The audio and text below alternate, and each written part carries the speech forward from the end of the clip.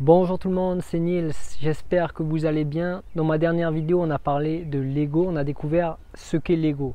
Et comme on l'a vu, Lego n'est rien d'autre que la représentation que l'on se fait de soi et du monde. C'est un assemblage de souvenirs, de croyances, d'idées et d'impressions qui forment une image mentale de la personne que l'on croit être. Mais c'est juste une illusion, c'est une histoire que l'on se raconte et à laquelle on croit éperdument. Et toutes ces accumulations prennent racine dans notre subconscient et forment un écran opaque qui altère notre vision de la réalité.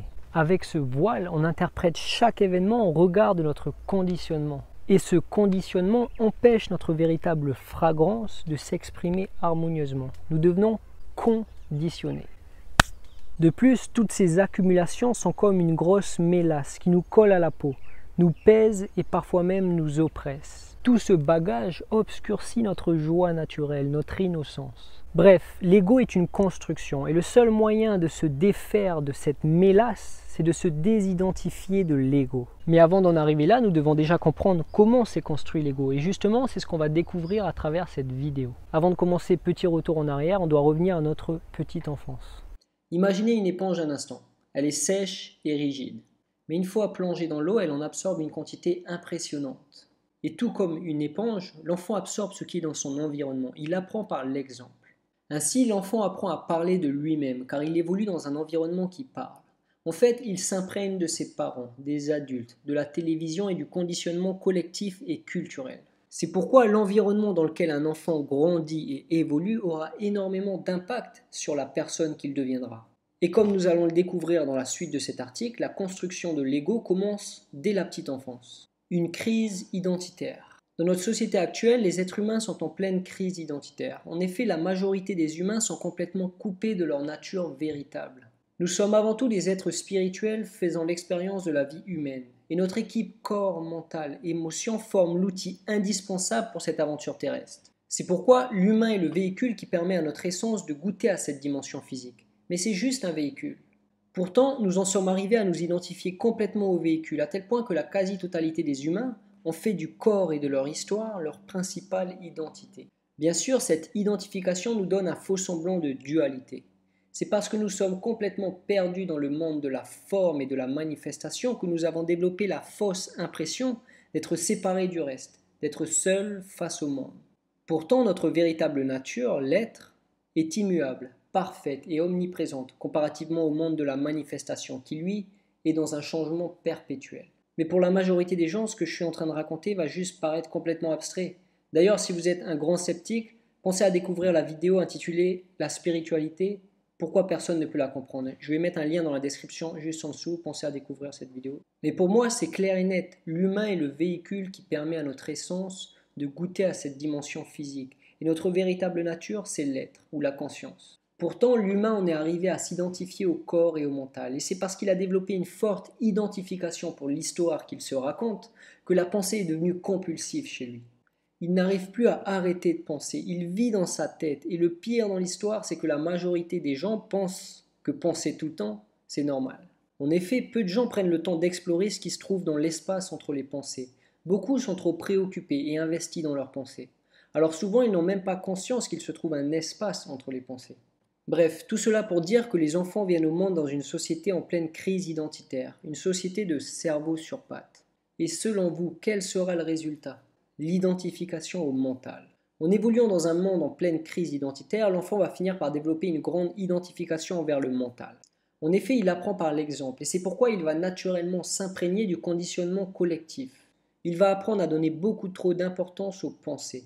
Et de fil en aiguille, il va aussi devenir un vrai petit cerveau sur pattes qui n'appréhende la vie que depuis le mental. Pourtant, le mental est comme un couteau. Il est très bon pour découper la vie en morceaux et mettre les choses dans des boîtes avant d'y coller de petites étiquettes. C'est pourquoi avec cette surutilisation du cerveau, l'enfant va se créer un écran opaque d'impressions, d'étiquettes, de croyances et d'images, et toutes ces accumulations vont former une image mentale autour de laquelle va se construire son histoire personnelle. Le petit souci, c'est qu'il va finir par lui-même se prendre pour cette histoire. Tout va se mélanger et très rapidement il va perdre contact avec son essence et ne fera plus la distinction entre l'être et le véhicule. Et c'est tellement triste à constater car le rapport que nous avons développé avec le mental est complètement en dehors de sa fonction originelle. Le mental est un être silencieux. Normalement, il devrait seulement communiquer dans le cas d'une information importante, qu'elle soit d'ordre pratique ou provenant de l'intuition. Mais le reste du temps, le mental devrait être au repos et il devrait simplement observer les choses telles qu'elles se présentent, sans juger ou s'inquiéter en permanence. Malheureusement, en grandissant, l'enfant va se perdre dans le mental et sa tête va se remplir au point d'entrer dans un état de diarrhée mentale chronique. Et naturellement, le mental finit par ressembler à un vrai cirque infernal et la pensée devient compulsive. Mais ce n'est pas tout. En grandissant, beaucoup de choses vont pousser l'enfant à réprimer et refuser les nombreux fragments de son être. Pourquoi? C'est ce que nous allons découvrir tout de suite. Le corps de souffrance. Il y a une croyance toxique qui est créée durant notre enfance et qui régit la plupart de nos comportements actuels. Il faut intérioriser les émotions dites négatives. C'est pourquoi l'enfant apprend à réprimer ses émotions et à partir de là, une forme de lutte s'installe. Par exemple, lorsqu'on se force à être heureux alors que nous souffrons intérieurement, cela provoque une disharmonie émotionnelle. Pourtant, tous les non-dits sont stockés dans le corps et enregistrés dans le subconscient. Ainsi, le refoulement émotionnel entrave l'équilibre du corps et il est souvent responsable de nos problèmes de santé. Et chaque émotion que l'on réprime laisse derrière elle un résidu de douleur. Avec le temps, ces blessures émotionnelles s'accumulent et forment un champ d'énergie négative qui se loge dans notre esprit et notre corps. C'est le corps de souffrance. Et ce corps de souffrance est intimement lié à l'ego. Mais j'ai déjà eu l'occasion d'en parler. Alors pour en savoir plus, pensez à découvrir la vidéo que j'ai faite sur le corps de souffrance. Il y a un lien qui est dans la description juste en dessous. Alors quelle est la conséquence de tout ce bazar ? Comme nous l'avons vu, l'atmosphère de notre société actuelle n'est pas forcément ce qu'il y a de plus harmonieux pour un enfant. En effet, tout ce conditionnement collectif et culturel nous empêche souvent de devenir un humain complètement libre et en paix. En effet, nous développons durant notre enfance de nombreuses habitudes qui entravent notre bien-être. Nous développons une forte identification pour le mental et nous ne faisons plus la distinction entre l'être et le mental. On se coupe de notre essence et on devient esclave de la pensée compulsive. Nous créons du stress et des angoisses car nous accumulons de nombreuses croyances toxiques. On s'identifie complètement à l'ego, nous accumulons plusieurs blessures émotionnelles. Et tout ceci nous éloigne encore plus de qui nous sommes vraiment et entrave notre bien-être intérieur.